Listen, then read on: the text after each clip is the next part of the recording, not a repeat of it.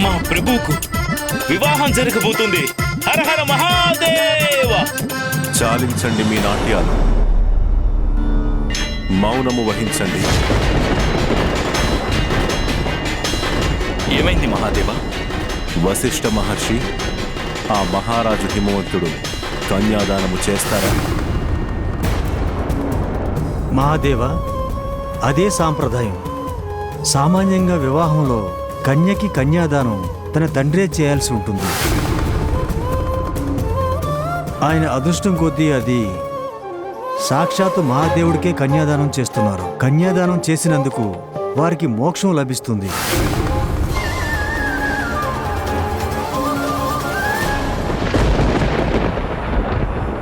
కానీ నాకు అసలేం అర్థం కావట్లేదు ప్రభు. ఏమైంది అసలు? ఇంతకీ మీ ఆందోళనకి కారణమేంటి?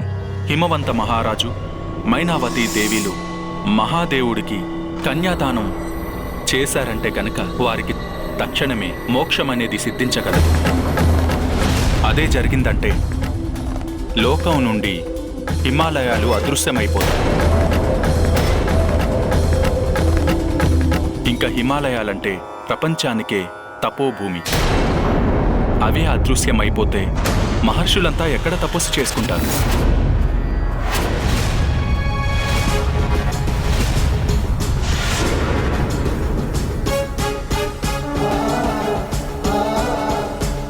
ఒకవేళ హిమవంత మహారాజు కన్యాదానము చేస్తే అది అనర్థానికి దారితీస్తుంది.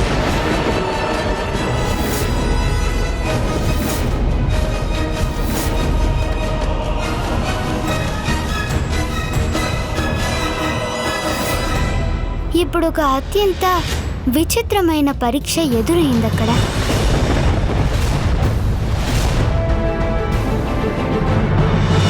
పార్వతీ మాత పూర్తి సాంప్రదాయబద్ధంగా వివాహం చేసుకోవాలని కోరుకున్నారు. కానీ కన్యాదానం జరగకుండా వారి వివాహం ఎలా సాధ్యమవుతుంది?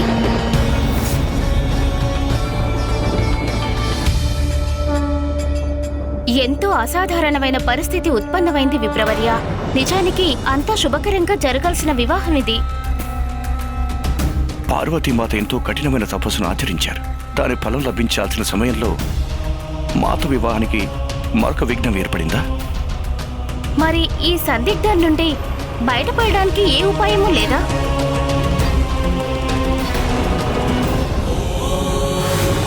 మా వివాహము కారణంగా మహర్షులు వారి తపోభూమిని కోల్పోవడం నాకెంత మాత్రమూ ఇష్టము లేదు. ఇక పార్వతి అంటే సాక్షాత్తు ప్రకృతే. తను కూడా దీనికి ఎలా అంగీకరిస్తుంది? కేవలం కన్యాదానము కోసమై హిమాలయ పర్వతాల్ని ఏమాత్రమూ వదులుకోబోదు.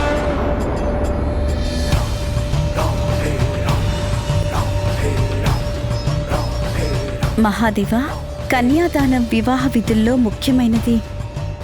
కన్యకి తన తండ్రి ఆశీస్సులు ఉంటాయి. వివాహం తన జీవితంలో వచ్చే మహత్తరమైన మార్పుకి మూలం కదా. కన్యాదానం తర్వాత ఒక ఇంటి పుత్రిక మరో ఇంటి దీపమై మహాదేవ అర్ధాంగిగా మారుతుంది. నేనిప్పుడొక అనూహ్యమైన సందిగ్ధ స్థితిలో ఉన్నాను. ఇప్పుడు గనక హిమవంత మహారాజు కన్యాదానము చేస్తే గనుక అనర్థము జరగక తప్పదు.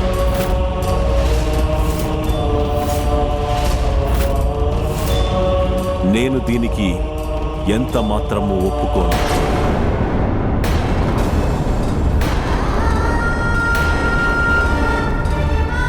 మహర్షి, ఈ సమస్యకి తగిన పరిష్కారం ఏమిటి?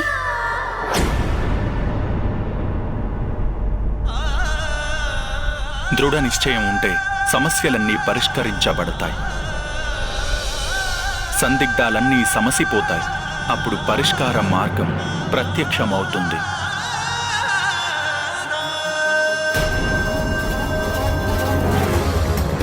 మహాదేవుడికి సోదరి పార్వతికి వివాహం తప్పక జరుగుతుంది.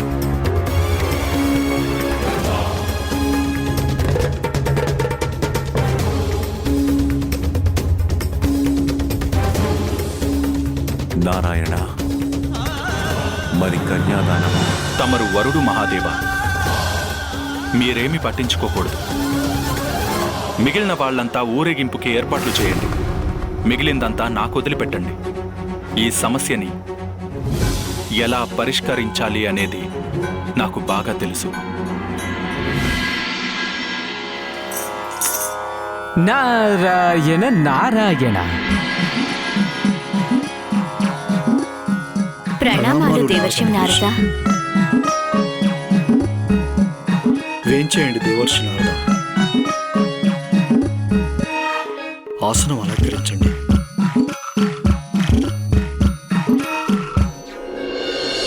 అలంకరించలేను ఆసనం, ఇది నా మనసు శాసనం. అంతా క్షేమమే కదా దేవర్షి? నారాయణ నారాయణ. మహారాణిమైనా నా మనసు శాసనంలో మీరు చింతించాల్సిందేమీ లేదు. నా శాసనం మేరకు అందరూ క్షేమమే, కళ్యాణం శుభంకరమే. రాణి మైనాదేవి, నేను తిన్నగా కైలాసం నుండే వస్తున్నాను. అక్కడ కూడా ఉత్సాహంగా ఊరేగింపుకు అన్ని ఏర్పాట్లు జరుగుతున్నాయి. ఉల్లాసం ఉరకలేస్తుంది అక్కడ, ఎంతో అద్భుతంగా. సప్త ఋషులు, సమస్త దేవగణాలు మహాదేవుణ్ణి సిద్ధం చేస్తున్నారు అక్కడ. అందుకే నేను కూడా నిర్ణయం తీసుకున్నాను.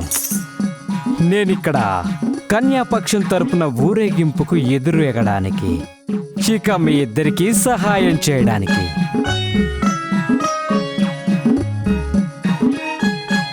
తమ శుభాగమనంతో మేము కృతార్థులమైనాము దేవర్షి నారద. ఇంతటి శుభకార్యంలో తమరు మాకు తోడుగా ఉన్నారు. అదే మాకు 10,000 మహర్షి. నారాయణ నారాయణ. మహారాణి పార్వతీదేవి సిద్ధమయ్యారు. పదండి దేవర్షి, దయచేసి లోపలికొచ్చి మా పుత్రిక పార్వతికి ఆశీస్సులు ప్రసాదించండి. తప్పకుండా రండి మహర్షి. రండి.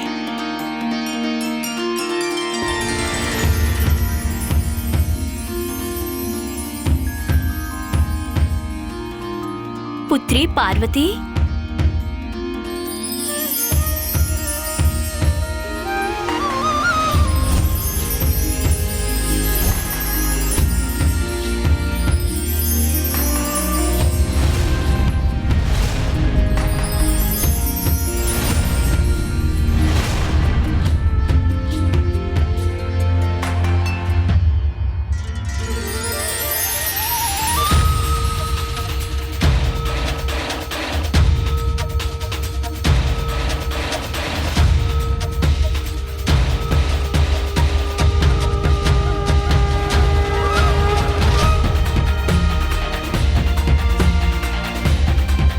బంగారు బొమ్మలా ఉన్నావమ్మా.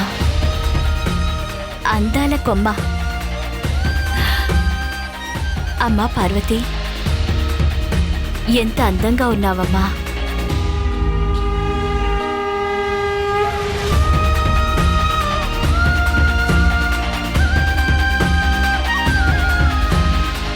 పుత్రి పార్వతి, నారదుల వారు కైలాసం నుంచి నీకు ఆశీస్సులు ఇవ్వడానికి వచ్చారు. కైలాసం నుండా?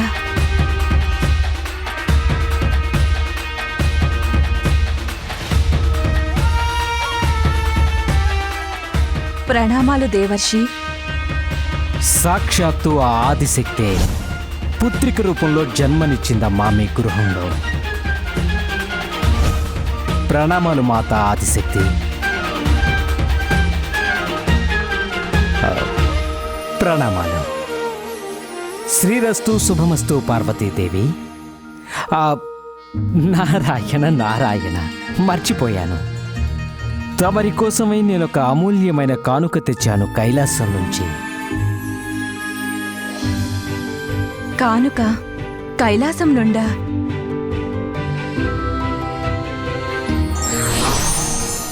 ఈ కానుక కేవలం మీకు మాత్రమే.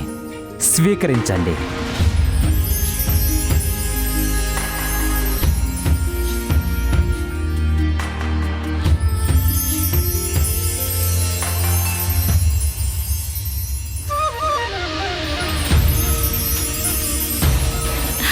ఎంత అందమైన కానుక పంపించారో మా అల్లుడు గారు. మా పుత్రిక పార్వతి కోసం. మా కుమార్తె పట్ల ఇంత అపూర్వమైన ప్రేమభావం చూస్తూ ఉంటే నా మనసు పులకించిపోతోంది. అనుమానం లేదు, అల్లుడు గారు మా పార్వతిని పువ్వుల్లో పెట్టి చూసుకుంటారు. కానుకల వర్షం కురిపిస్తారు తనపై.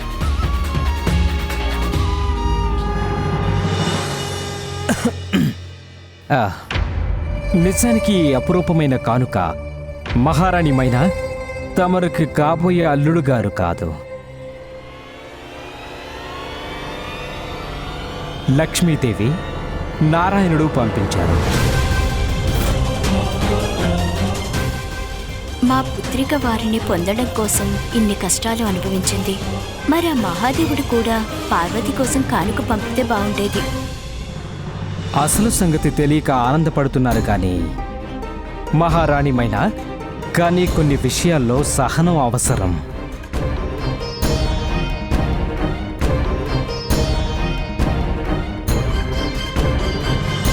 దేవర్షి అక్కడికి ఒక పథకం ప్రకారమే వచ్చారు కదా విప్రోత్తమా, మరి అందులో అంత సహనం పాటించడానికి ఏముంది? ఇంతకీ దేవర్షి నారదుల వారు అక్కడికి ఎందుకు వెళ్ళినట్టు? కేవలం ఆ కానుక ఇవ్వడానికి అక్కడికి వెళ్ళారా? తమరి ప్రశ్నకి సమాధానం తెలియాలంటే పూర్తి కథని వినక తప్పదు దివోదాసు రాజా. నారాయణ నారాయణ. నవవధువు రూపంలో పార్వతీమాత తేజస్సు అపూర్వం, అపురూపం. మహారాణి మైనా, నా ఉద్దేశం ప్రకారం మహాదేవుడు పార్వతీదేవి ఒకేసారి మంటపంలో కూర్చున్నారంటే ఆహా, నారాయణ నారాయణ, ఎంత దివ్యంగా, ఎంత మనోహరంగా ఉంటుందో కాదు? దేవర్షి నారద, మీ ఉద్దేశం ప్రకారం మా పార్వతి మహాదేవుడు మండపంలో కూర్చుంటే జంట ఎలా ఉంటుందంటారు? అనుమానమా? అద్భుతంగా ఉంటుంది. కానీ మైనాదేవి, ఇప్పుడెందుకొచ్చింది మీకీ అనుమానం? అంటే మీరింతవరకు మహాదేవుణ్ణి చూడలేదా? లేదు దేవర్షి, కానీ మీకు వారి దివ్యమంగళ స్వరూపాన్ని దర్శించే అవకాశం లభిస్తూనే ఉంటుందిగా. ఎలాంటి వారాయన? ఆయన వ్యక్తిత్వం ఎలాంటిది? చూడడానికి ఎలా ఉంటారు? ఎలా ఉంటారు చూడ్డానికి?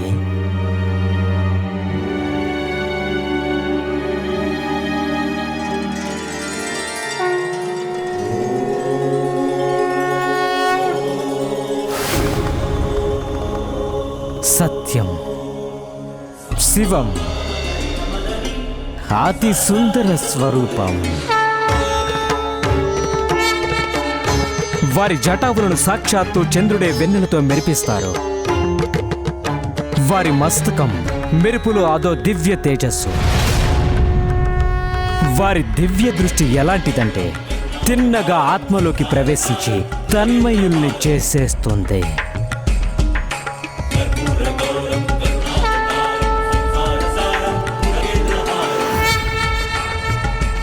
మాటల కందదు, మాటల కందదు వారి స్వరూప వర్ణనం. వారి దివ్యమంగళ స్వరూపమే మహాదేవుడు. మహాదేవుడు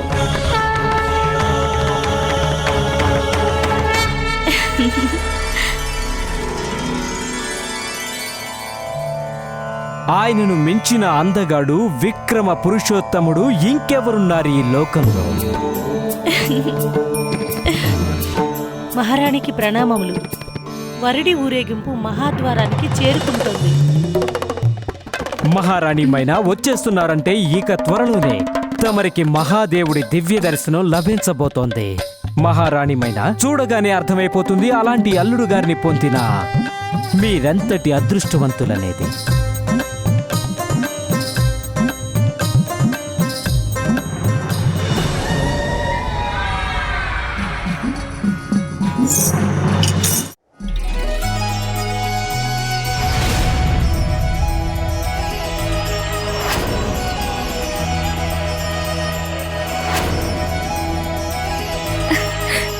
అదిగో పార్వతి, ఊరేగింపు వచ్చేసింది. ఓం భవాయ నమః రుద్రాయ నమః ఓం ఉగ్రాయ నమః శ్మశాన సంచార భైరాగి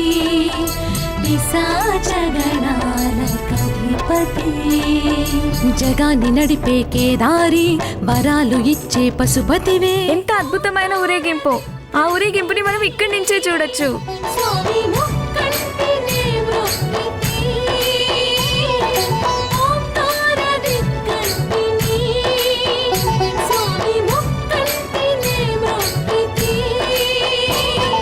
శివాయ నమః.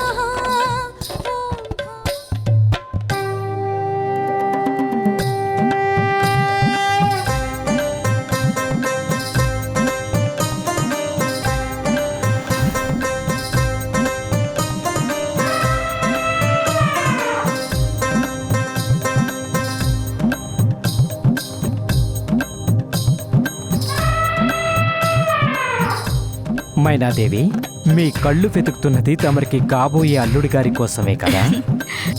అవును దేవర్షి నారద, తమరి నోటి నుండి వారి ప్రశంసలు విన్నాక వారిని ఎప్పుడెప్పుడు చూద్దామా అని మనసు ఉవ్విళ్ళూరుతోంది.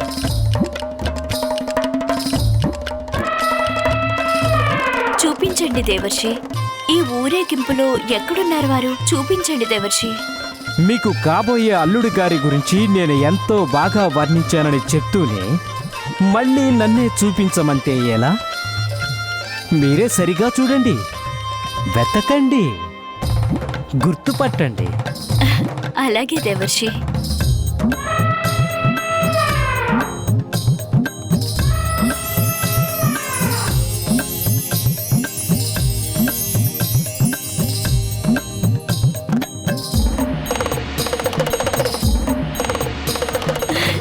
నేను గుర్తుపట్టేశాను దేవర్షి. ఎవరు? అదిగో అక్కడ చూడండి దేవర్షి, ఎంత ఆకర్షణీయమైన స్వరూపమో. వారి నడకలో ఎంత ఆత్మవిశ్వాసం కనిపిస్తుందో. ఆయన ముఖ వర్చస్సు పౌరుషానికే ప్రతీకలా ఉంది. అంటే ఆయనే మహాదేవుడే ఉంటారు, అవునా?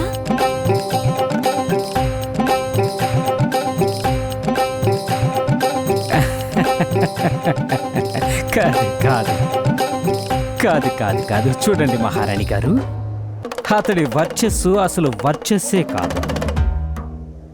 తను హంసరాజు, గంధర్వరాజు కుమారుడు, అలాగే మహాదేవునికి ప్రియ భక్తుడు.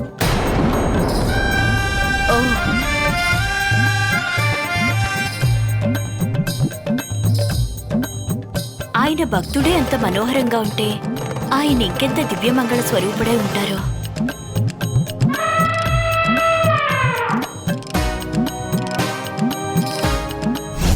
వారి జటాభులను సాక్షాత్తు చంద్రుడే వెన్నెలతో మెరిపిస్తారు.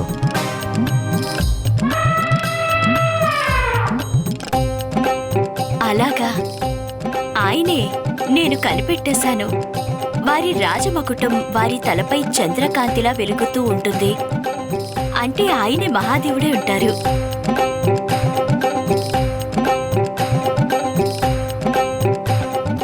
అవునా? కాదు కాదు, ఎవరి ముఖమైతే చంద్రకాంతితో మెరిసిపోతుందో వారు మహాదేవుడు కారమ్మా, స్వయంగా చంద్రదేవుడు.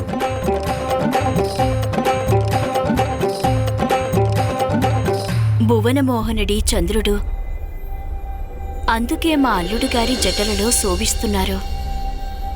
అంటే మహాదేవుడు ఈయన కంటే అద్భుతంగా ఉంటారు.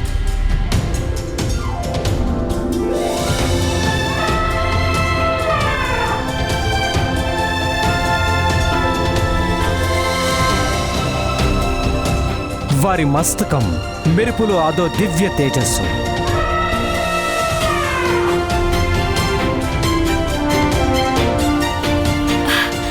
అంటే ఆయనే కదా మహాదేవుడు, అపారమైన తేజస్సుతో మెరిసిపోతున్నారు.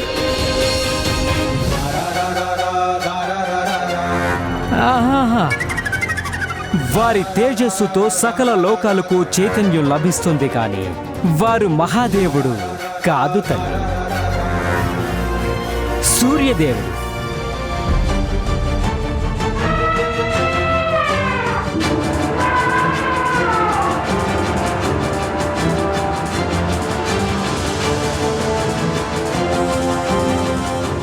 అలాగా అయితే వారి అణువణువున ఆత్మవిశ్వాసం వ్యక్తమవుతోందంటే అనుమానం లేనే లేదు, వారే మహాదేవులై ఉంటారు.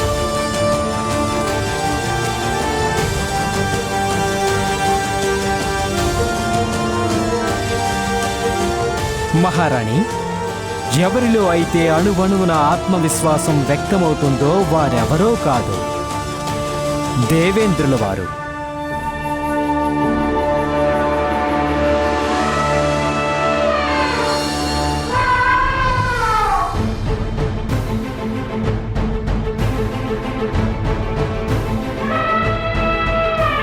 ఇదేమిటి, నాకేం కనిపిస్తోంది?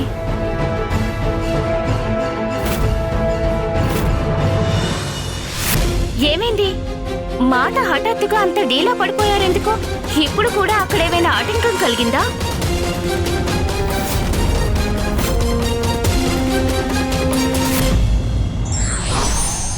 ఏ తల్లి అయినా తన సంతానం పట్ల శుభం కోరుకోవడం సహజం. కాని మంగళ కార్యాల్లో మాత్రం సహనమే ప్రధానం.